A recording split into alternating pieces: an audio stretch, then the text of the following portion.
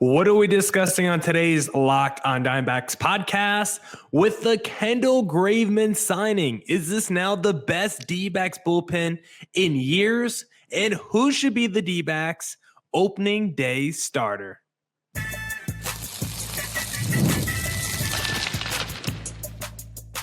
You are Locked on Diamondbacks, your daily Arizona Diamondbacks podcast, part of the Locked on Podcast Network, your team every day. Welcome into the Locked on Diamondbacks podcast, part of the Locked on Podcast Network, your team every day. You're listening to who? The always charismatic host of this podcast, Millard Thomas, multimedia journalist and graphic designer. So please go check out my website, millardthomas24.myportfolio.com. On there, you can see all my latest work, from my packages to my articles to my photos and my graphic design. Today's episode is brought to you by FanDuel. Right now, new FanDuel customers can get $150 of bonus bets if your first $5 bet wins. Download the app or head to FanDuel.com to get started.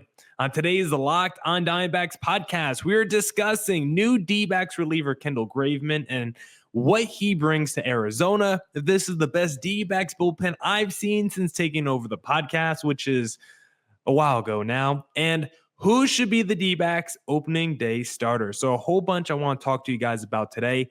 Thank you for making Locked on Diamondbacks your first listen every day. I would not be able to do this podcast without you, my loyal listeners, sharing, subscribing, reviewing, doing all that so I could do this podcast for you. Thank you. It's free. It's available on all platforms, so please continue to tell your friends.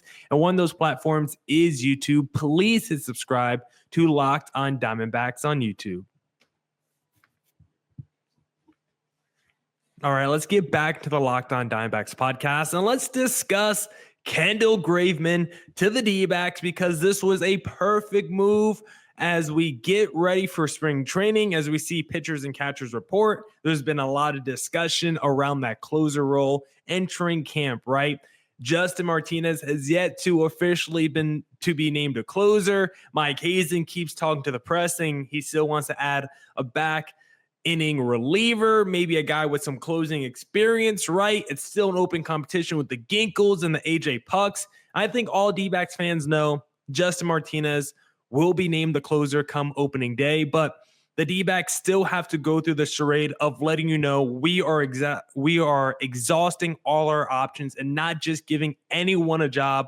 Everyone has to go out there and earn it. I love the competition that we're seeing between teammates. And Mike Hazen has said repeatedly he still wants to add someone to the back end of this bullpen, preferably someone that has closer experience. And Kendall Gravemen fits the mold perfectly, because this is not a guy who is a closer, quote unquote, but over the last few years, he has racked up 21 saves, I believe, since the start of 2021. So he can finish games for you. He finished 26 games back in 2023. So he's more of a spot closer if you need him to, especially with the D-backs talking about going with like a closer by committee approach.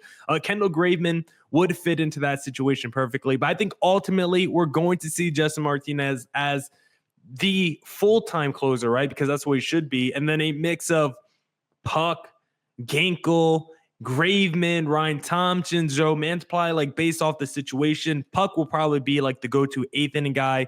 Hopefully Ginkle gets more of that 7th inning opportunity. And then you just have this rotation of specialists of guys who could come in. Ryan Thompson, Kendall Gravemen, both could be your ground ball guys. Joe Mantiply could be your guy and be your lefty specialist. Like, we're now starting to get defined roles in the bullpen for everyone. And like I just mentioned, Kendall Gravemen, he could be in that Ryan Thompson kind of a mold, but as a guy that could throw a little bit harder, because we know Ryan Thompson, a guy that wants to induce contact, get ground balls, the kind of guy that gets you out of that situation when there's 2 men on, you need a double play ball. Ryan Thompson has come through for the D-backs in a lot of those opportunities over the last couple of years. And Kendall Gravemen is a guy in the same mold, but has the ability to really strike out opposing batters, because that's probably something that's missing for Ryan Thompson's game. He can be really good, really effective, put up a good ERA, but he's not really a strikeout pitcher, right? Since coming to the D-backs, his strikeouts per 9 is about 6.9. So that's not really his strength. His strength is not walking a ton of guys, inducing contact, but weak contact, getting the ground balls and being super effective that way. Kendall Gravemen is also a big ground ball pitcher, 51% for his career. But if you also look at the velo on his pitches back in 2023, 96 miles per hour on his fastball, 96 on his sinker, and that is the stuff that you want to see. His sinker, not the put away pitch that you want to see, gets the ground balls, 50% ground ball rate on that sinker ball, only a 17% whiff rate, but he evens it out with that four seamer that has a 45% whiff rate back in 23, and his slider, 37% whiff rate back in 23 as well. And so the biggest question is for Kendall Gravemen, how is he going to look post injuries? Because this is a guy who did not pitch at all in 2024 due to shoulder injuries. Now they're saying he's gone through the offseason fully healthy. He's done all the normal offseason workout stuff. So they're saying it's been normal up until this point. He's fully recovered. He's fully healthy. It should be a regular normal season upcoming in 2025 for Kendall Gravemen. So if that's true, if you could get the guy 90% that showed you what he was pre-injury, where he was you go back to 21, a 1.77 guy, 22, a 3.1 guy, and 2023, another 3.1 ERA. He's been a really effective, really good back-end reliever over the last 3 years that could also get some strikeouts around a mid-20K rate the last few years. His biggest issue is probably the walks. He's given up way too many walks over the last few years, around a double-digit walk rate, low teens. And so if he can keep that strikeout rate in the low 20s like he's done the last 3 years, lower that walk rate a little bit, and still give us that mid-3s ERA, like that's really what the D-backs are looking for. The D-backs currently have a really strong bullpen, and Kendall Gravemen could be that cherry on top to really get us over the edge. And I kind of want to know if this is going to be like the last D-backs addition to the bullpen, because like we've been talking about how Mike Hazen has repeatedly discussed, wanted to add another reliever. Kendall Gravemen is that guy to the D-backs, is that guy that the D-backs have been looking for. And I really want to know if this is going to be like the last move that Hazen makes maybe this offseason. Like there's still potential for the D-backs to add another reliever, because there's still a guy out there, David Robertson, who had a great season with the Texas Rangers last year. Yes, he's old. Yes, he's 40, but still fantastic. And so if guys like that, still a guy like Kyle Finnegan, Hector Neris, like there's still guys with experience, guys who are quality still out there on the open market. So I'm fine if this is the cherry on top to the offseason. We ended off with little Kendall Gravemen. We just brought back Randall Grichuk. Like, I'm fine if this is the team entering 2025. I think we're ready-made from the lineup to the bullpen to the rotation. I think this D-backs team is set. But if Hazen wants to add one more reliever like a David Robinson, I wouldn't be upset at it. But I do know this. According to Fangraphs, some of these projections, D-backs might have the best pitching staff in baseball in 2025, and Kendall Gravemen is only going to boost it. Now we'll discuss if this is the best D-backs bullpen since I've taken over the podcast in segment number 2. From the first whistle to the final drive, FanDuel makes the NFL playoffs even more exciting. Right now, new customers can bet $5 and get $300 in bonus bets if you win your first bet. That's $300 to keep the action going. FanDuel is the app that is easy to navigate, and the variety of bets keeps every game exciting. Plus, when you win, you get paid instantly, no waiting around for your winnings. Whether you're betting on your favorite team or just looking to add some extra excitement to the playoffs, FanDuel has you covered. My favorite thing to do on FanDuel is the same game parlay. Whenever the Suns are playing, give me KD over on 25 points, give me Booker over on 25, and give me the Suns money line. When it hits, which is not very often, it brings a big smile to my face. If you want a big smile on your face, just visit FanDuel.com to join today and get started with $300 in bonus bets. That's FanDuel.com. Make this playoff season unforgettable with FanDuel, an official sportsbook partner of the NFL. All right, back here on the Locked on Diamondbacks podcast. And now I want to discuss if this is the best D-backs bullpen since I've taken over the podcast, which was the first year was the pandemic year, 2020. And since then, this D-backs bullpen has probably been the biggest problem for Arizona, especially the closing situation the D-backs have never been able to figure out over the last few years. And finally, it feels like we have some options with Justin Martinez, AJ Puck, right? Like the D-backs finally have some good closing options. I want to ask if this is the best D-backs bullpen that we've seen since 2020, that we've seen since the pandemic, because to be honest, I think the only bullpen that even has a case to this year's bullpen that's even comparable is probably last year's, because entering last year, I think I did feel good about the D-backs bullpen, especially coming off the 2023 World Series. I think we were all high on the D-backs bullpen, seeing what they did in the postseason. Paul Sewald felt like a legit closing option. He came over in the second half of the season, was nailing down some saves, was nails in the postseason until game one against Texas, of course, where Corey Seager took him for a ride. Kevin Ginkel was absolutely shut down in the postseason. And then, of course, guys like Ryan Thompson stepped up. I think we liked our lefties still, and Kyle Nelson. Sal Frank was like a revelation last season. So all those guys entering 2024, we felt really good about. Even guys like Luis Frias, we were like, okay, there might be something there. Slade Ciccone, okay, maybe there's something there. Like there were just a lot of interesting options. Plus, you felt really good about the Ginkel, the Thompson, and Sewald entering this year, even Joe Mantiply, right? So this past year was probably the best because I think you probably felt like you had a really good 7, 8, 9 combination with Thompson, Ginkel, and Sewald. And then by the time you got to the end of 2024, Sewald was absolutely cooked.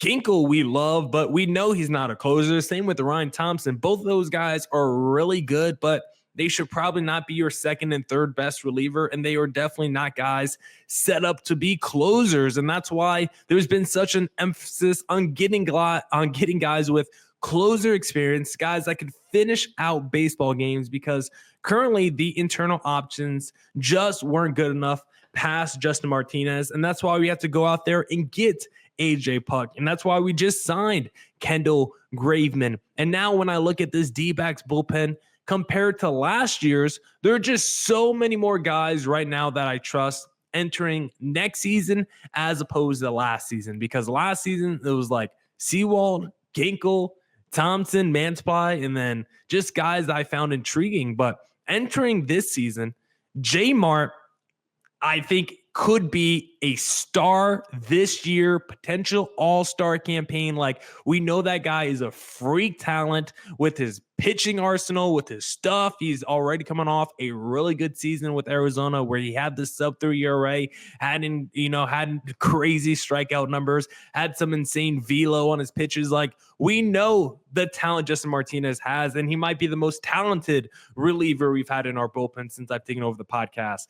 AJ Puck, absolute nails, shut down coming over from the Marlins last year, 6'7", intimidating strikeout machine as well. Like, those are your 9th and 8th inning guys, most likely. You just signed Kendall Gravemen, who was a ground ball machine, but also could throw 96 at the same time. Like, he's one of your top 5 relievers, mixed in with a Joe Mantiply, who came on really strong in the second half of last season, who's still a lefty specialist. You still got Kevin Ginkel, who was a stud last year when he wasn't closing games for you. Now you got Ryan Thompson as well, like with Martinez, Puck, Ginkel, Thompson, Mantiply, and Gravemen. That is 6 guys that I feel at least good to great about entering 2025 for the D-backs bullpen. I don't know the last time I felt good about 6 guys in the D-backs bullpen, and there's potential for even more because it all depends on how this D-backs team is truly going to roll out their rotation entering 2025, because the D-backs keep saying they're not going with a 6-man rotation, despite having 7 guys that could start, and despite them not trading a Monty or Erod or one of the young guys.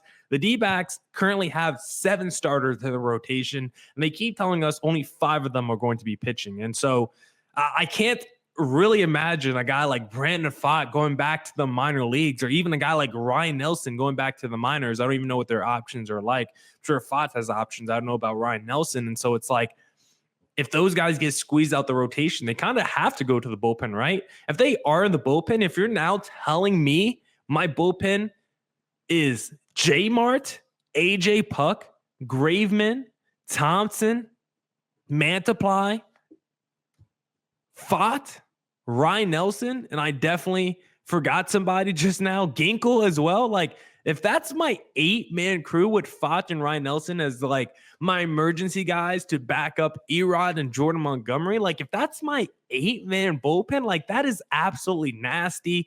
Guys like Ryan Nelson and Brandon Pfaadt, like if you want to get crazy, like if you want to throw Ryan Nelson as a back-end reliever, maybe try him out as a closer, you could do that. You could do that with Pfaadt, even though we all want Pfaadt to be a starter. I think that would be kind of weird for his development. No, there's a lot of discussion about winning over development. But again, with Brandon Pfaadt, I think winning and development are a hand-to-hand, because I think he's better than Monty or Erod coming off of last season. So it's both focus on winning and development by putting Brandon Pfaadt in the rotation. And so I probably wouldn't mess with him too much in the bullpen. Use him as the long reliever type. Ryan Nelson's a guy that I would get a little bit more crazy experimental with as a back-end reliever, potential closer, if you want to go that route, just because, again, with this many guys in the rotation, and if you're telling me there's not going to be a 6-man rotation, then you're just going to have 2 really good starters in the bullpen mixed in with the 6 other guys that I really like.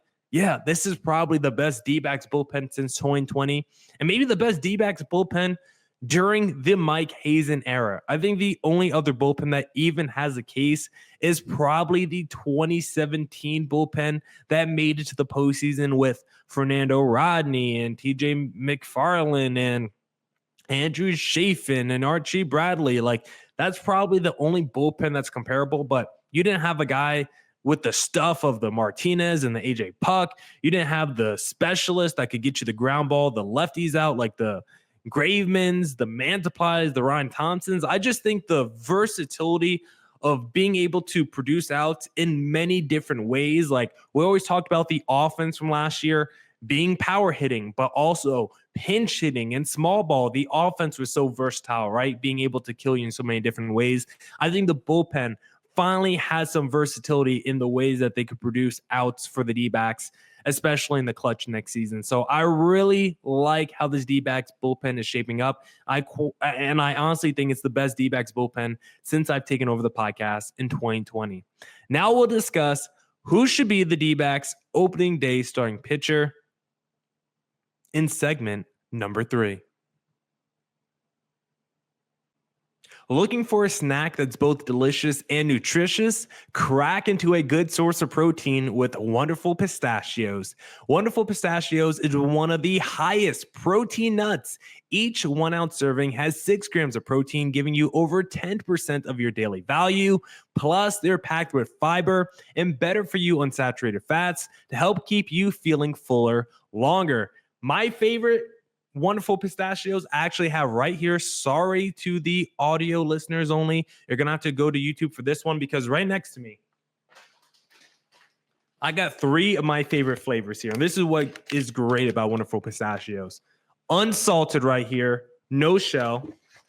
Chili roasted, no shell. And then this one is roasted and salted with the shell. The great thing about Wonderful Pistachios is the variety. You could get salted, unsalted, with shell, no shell. Get a little kick to it if you wanted to. No matter what flavor you want, they have a variety and a profile that fits just for you. So please go get yourself some Wonderful Pistachios. Get snacking and get cracking with the snack that packs a protein punch. Visit wonderfulpistachios.com to learn more.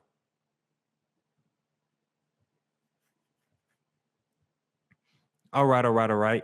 Back here on the Locked On Diamondbacks podcast. And now let's discuss who should be the D-backs opening day starter. Not even sure if this is a productive conversation, because the D-backs are so loaded in their rotation right now. And to be honest, I don't think it matters who's starting opening day for Arizona, because this was a question I probably cared about a few years ago when you guys were asking me, who should be the D-back starter? Should it be Madison Bumgarner or should it be Zach Gallen? And I think every D-backs fan knew it should definitely be Zach Gallen, the guy who is putting up, ERAs between 2.5 and 3.3 every year, the guy that could put up scoreless streaks where he's just mowing down teams for weeks on end. Like, why is that guy not starting opening day versus the aging veteran starter who gets crushed every time he goes out there? Like, Matt Bum was starting every single season he was signed by the D-backs, and it was insane that we were actually throwing out a guy who wasn't good opening day. But now you look at the D-backs situation, you look at the D-backs options, and that is not the case anymore. Now you got Corbin Burnes, stud free agent pitcher, tier 1, top 5 starter in the sport, has a chance to win a Cy Young every single season he's fully healthy. And now it's the question of him versus Zach Gallen, who we've been saying could have won a Cy Young any of the last few seasons. Like, he's that good. It's a competition between those two now of who should be the opening day starter. That's how it should be. Two guys of equal talent, two guys who could be a number 1 starter in rotation. That's when it should be a question of who's going to start opening day, not when it's Zach Gallen versus Madison Bumgarner, who is like 5 years washed already, right?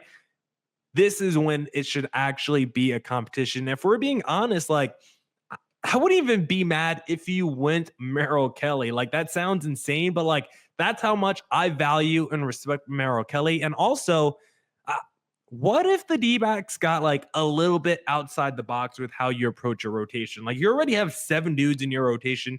You're already doing things that other teams can't do or not willing to do. So why not get even more crazy and a little bit more experimental with how you want to break down your rotation? Because when you look across Major League Baseball and you see how teams are starting to build their lineups, right? You look at a team like the LA Dodgers and some teams like the Atlanta Braves. What do those teams do? They like to stack their best hitters at the top of the lineup. No more waiting for your best hitter to be like number 4 in your lineup. Now your best hitter might lead off. Now your best hitter might be your number 2 batter in your lineup. And so for the rotation, I wonder if we should actually do the reverse of that, right? You always go with your best starter, your second best. It's always a pyramid, right? The best at the top, your number 5 starter is usually your worst. But what if you broke it up? What if you had a rotation that was so deep where there was clearly tiers in your rotation, but not the fall off like how you see in other rotations, right? What if you actually did a little bit of reverse and split up your rotation a little bit? What if you put one of your better starters in the middle of the rotation or the back end of the rotation to help even it out a little bit? Because let me throw you guys a hypothetical rotation setup that you could do. Because imagine instead of getting like Erod and Jordan Montgomery to give you back-to-back starts and, seeing how they both performed last year, like whenever they went back-to-back, like it was like 2 losses for the D-backs back-to-back last season, right? Those guys were so bad for Arizona. When you got back-to-back starts from those guys, it was like, okay, D-backs every week start on a 2-game losing streak whenever those guys get the ball. But now in my scenario, I'm saying, what if you did like Corbin Burnes, Zach Gallen, but then you went like Jordan Montgomery, Merrill Kelly, and then Erod? Or if you went like Burnes, Kelly, Monty, Gallen, Erod. This way, you can still have someone that you really trust in Gallen or Kelly to break up your 2 southpaws. You get a righty who you feel great about, who can go out there and deliver a great start for you to break up those 2 southpaws who have potential to just have blow-up starts. Now you don't have to worry about getting back-to-back bad starts. You at least feel good about a Gallen or a Kelly now breaking up those 2 guys. And so I just think that could be a very interesting situation. You don't see major league teams do that, so I'm not sure Arizona is going to be the first, but I just want to throw that idea out there. When it comes to opening day, though, I think I would probably lean Corbin Burnes to starting opening day just because he is getting franchise money, the most franchise money of all time. So I wouldn't be upset if the D-backs just use that as their reasoning. Or maybe we just go with the guy who has the best career numbers against the opposing team, because that's kind of the nice thing that the D-backs have right now. The top of the D-backs rotation is so good. You can really go matchup dependent if you want to. But I think the thing that I like the most from this question is the fact that the D-backs are actually evaluating who should be the opening day starter, as opposed to when it was just Mad Bum. He had the money, he had the contract, so they just made him the opening day starter. Like they keep saying, they're focused on winning over anything else this season. And if they believe Zach Gallen is a better opening day starter than Corbin Burnes, they're going to give Gallen the ball day one. And the previous D-backs team, 2021-22, would not have done that. They would have just given the ball to the highest paid guy. So once again, the D-backs showing their commitment to winning, once again instilling a competition, healthy competition between their players. And I think it's only going to make this team better in the long run. Again, watch out for this D-backs pitching staff in 2025. Now that's it for this edition of the Locked On Diamondbacks podcast. Come back next week for more Diamondbacks news coverage and insight. And as always, stay safe, stay healthy. Deuces.